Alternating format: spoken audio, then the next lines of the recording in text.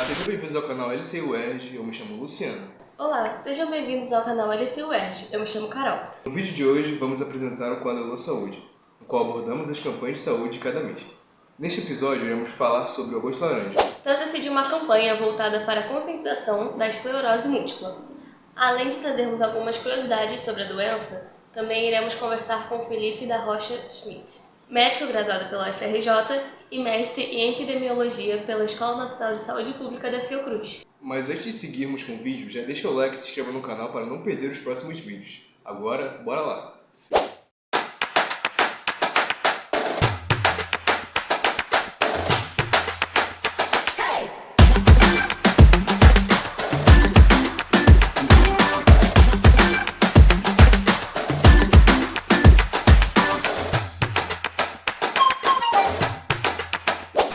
A campanha do Agosto Laranja foi criada pelo AME, Amigos Múltiplos pela Esclerose, com o objetivo de conscientizar a população sobre o diagnóstico precoce da doença.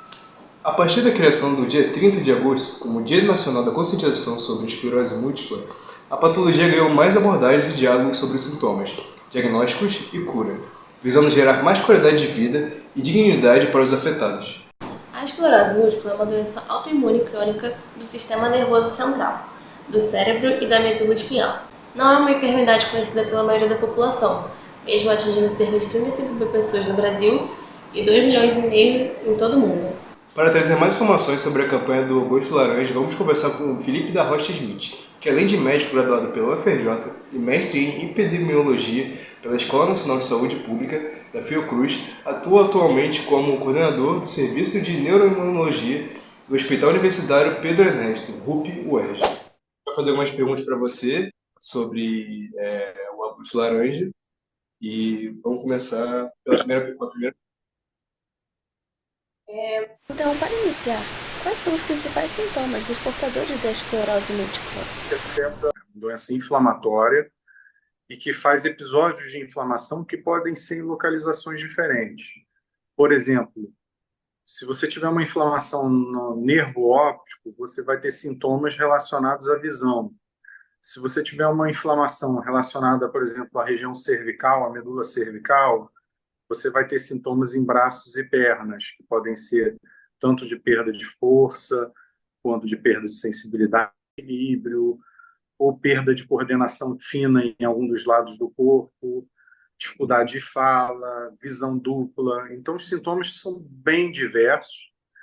A grande questão assim que faz a gente pensar nesse diagnóstico é que esses sintomas eles são persistentes. Então, por exemplo, eu dormi em cima do braço e fiquei com uma dormência no braço por alguns minutos. Isso não é esclerose múltipla. Eu fiquei sentado muito tempo e minhas pernas estão dormentes. Isso não é esclerose múltipla. Eu cocei o olho e fiquei com o olho embaçado. Não, não é também. Os sintomas são persistentes, eles duram de dias a semanas. Então, não é um sintoma curto e transitório que faz a gente pensar na doença. Ele tem que ser um sintoma que persista, um sintoma neurológico que ele fica persistente por dias a semanas. Para a próxima pergunta, a gente queria saber se há um índice maior de ocorrência em alguma faixa etária. E se houver, há uma explicação para esse fato? É uma doença que, em geral, é mais comum em mulheres jovens, entre 20 e 40 anos. Ela pode acontecer em homens, pode raramente acontecer em idosos, se iniciar em idosos, e em crianças mais novas, né? Mas o mais comum é que ela se inicie entre os 20 e 40 anos, e é mais comum em mulheres do que em homens. Mais ou menos 2 casos de mulher, 3 casos de mulher para cada homem. Então, é 2 a 3 vezes mais comum em mulheres. O motivo disso, em parte, deve estar relacionada aos hormônios femininos, ao estrogênio, e a maioria das doenças inflamatórias e autoimunes, doenças que o próprio corpo ataca o corpo, né, em diferentes áreas, elas são mais comuns em mulheres. Então, esse perfil de doença costuma ocorrer em pessoas mais jovens mesmo. não só uma doença autoimune como a esclerose múltipla, mas outras doenças autoimunes como lúpus, como miastenia. Então, tem vários tipos de doença que a gente chama de autoimune, que é o próprio corpo que se confunde e ataca estruturas de si mesmo, e costumam ocorrer mais em mulheres e mais em pessoas jovens, na grande maioria das doenças. Eu acho que até você já falou um pouco sobre isso, mas para explicar melhor como a esclerose múltipla afeta o sistema nervoso. A esclerose múltipla é uma doença, em geral, inflamatória, ou seja, há um processo inflamatório em diferentes regiões do cérebro, né? Ou da medula, ou do nervo óptico, ou seja, do sistema nervoso em geral, e ela tem uma origem que é o próprio corpo atacando, ou seja, as células de defesa que deveriam defender o nosso organismo contra agentes externos, como vírus, bactérias, entre outros agentes, ele se confunde e acaba atacando o próprio corpo. E com a inflamação que isso gera, gera o sintoma e os danos relacionados à esclerose múltipla. Hum, Existem chances de cura da esclerose múltipla ou medicamentos para reverter os sintomas mais graves? Hoje em dia, né, a esclerose múltipla é uma doença tratável, mas ainda não considerada curável, tá? É uma doença crônica que, em princípio, na grande maioria dos casos, ela é o que a gente chama de remitente recorrente, ou seja, ela tem ataques e tem períodos de calmaria. Então, você tem um sintoma que dura dias, semanas, às vezes até meses, e ele regride e a doença fica calma por algum tempo e depois novos ataques surgem. Normalmente, em média, uma pessoa tem um ataque, dois ataques por ano da doença. O problema é que quanto mais ataques você tem, mais sequelas você pode acumular no decorrer do tempo, né? Então,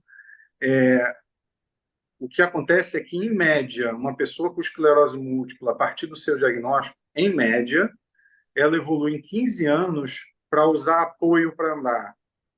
Em 20 a 30 anos, ela vai para a cadeira de rodas. Mas isso varia.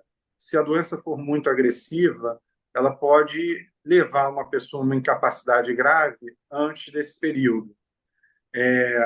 E o tratamento impede que essa evolução aconteça.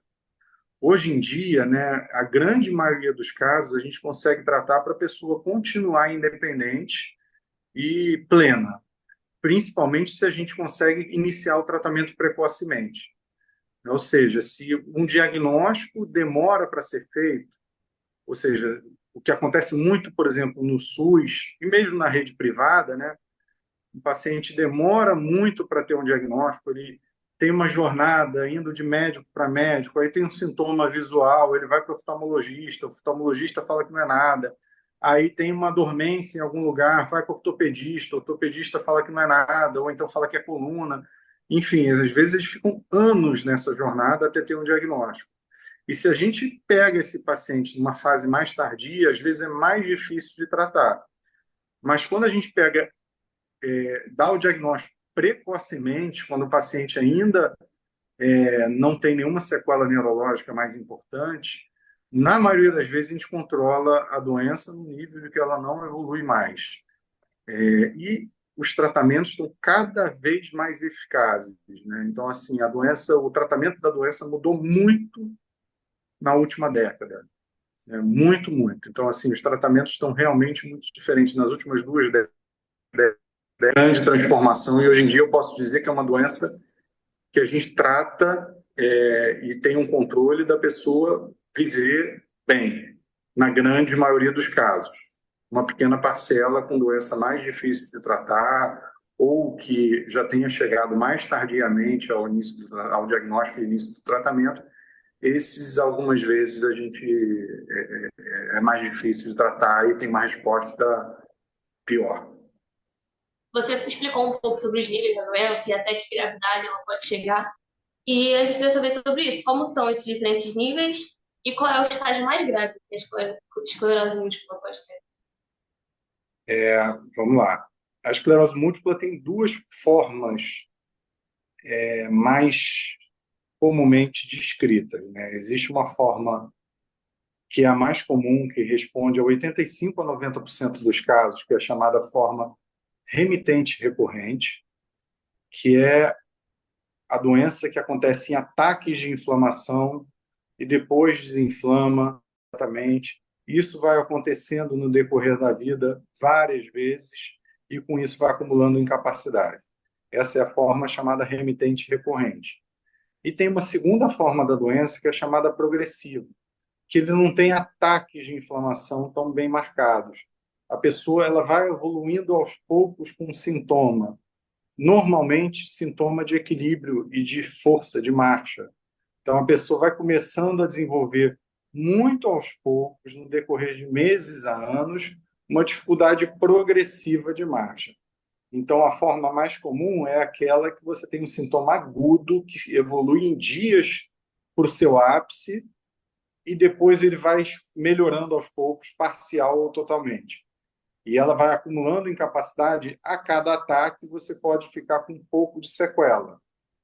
Então, a forma remitente recorrente é como se, por exemplo, se eu tivesse o diagnóstico, eu começasse com uma fraqueza na perna direita, que evolui em dias e fica por algumas semanas e depois começa a melhorar aos poucos.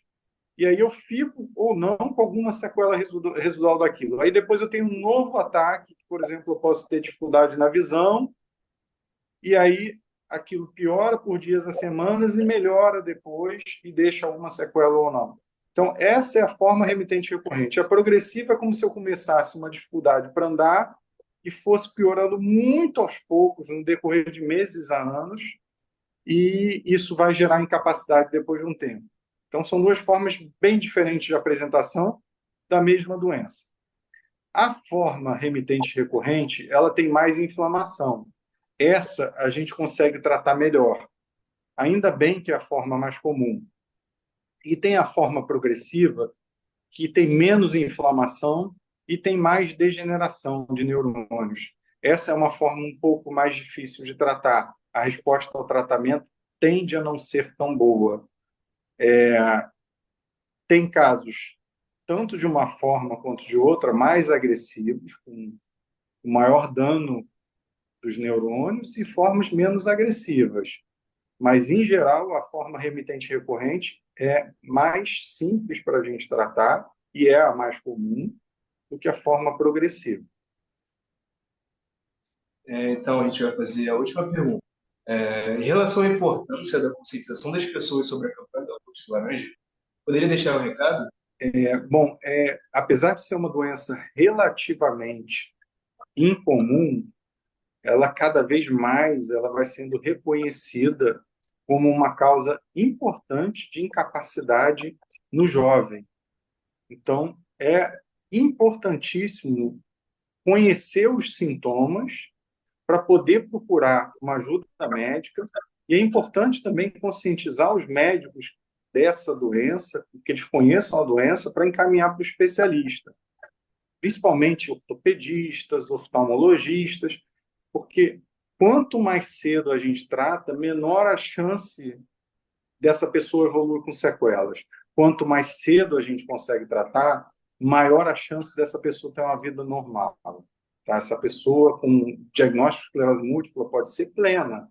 Eu tenho pacientes que correm maratona, tenho pacientes que constituem família, que trabalham, mas, em geral, quanto mais cedo o diagnóstico, melhores são as chances que essa pessoa vai ter. Então, é muito importante esse dia de conscientização para as pessoas lembrarem que essa doença existe, para encaminharem para um profissional, principalmente o neurologista, para poder dar esse diagnóstico e começar a tratar o mais rápido possível. Muito obrigado, então, Felipe, pela entrevista. E é bom, né, poder conscientizar as pessoas sobre uma campanha tão importante, que é o Agosto Laranja. É isso, muito obrigada. Eu que agradeço o convite aí. Bom dia para vocês. Eu também. Obrigado. Bom dia. Esse foi o vídeo de hoje. Se você gostou, já deixa o like aqui embaixo e se inscreva no canal se você não for inscrito. e mande para os seus amigos para receber as informações tão importantes. Até o próximo vídeo. Tchau, tchau!